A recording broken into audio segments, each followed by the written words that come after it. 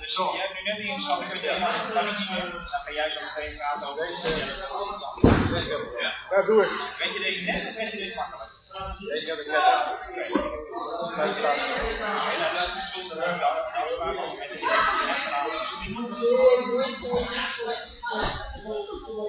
Makkelijk.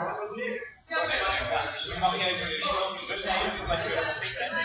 En dan zeg je als links, nou nog net weer. Alleen je kunt kijken of er niks verplaatst, want je hebt deze zelfs.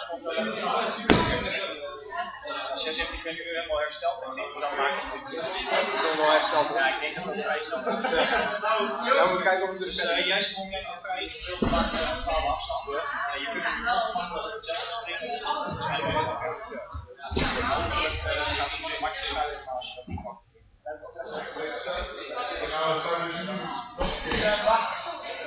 Ik weet niet of het verder mag, maar wachten. Dat is eigenlijk niet anders.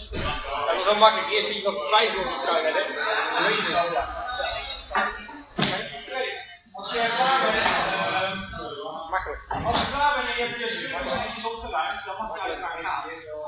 Hou er rekening mee. Je kunt deze vraag maar eerder in de antwoorden. Je kunt zeggen tegen van vandaag die factoren die net in de les op aan zijn gekomen. Die factoren wil ik graag horen, dus doe maar.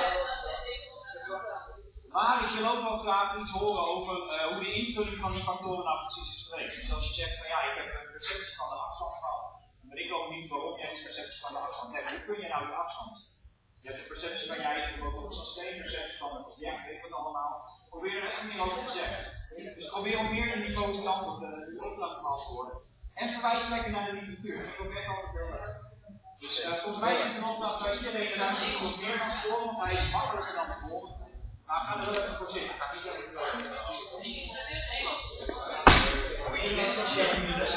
Zeker, ik ga hem net halen.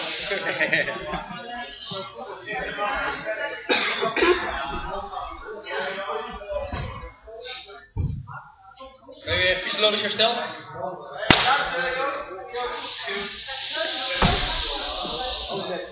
Oh, bij net.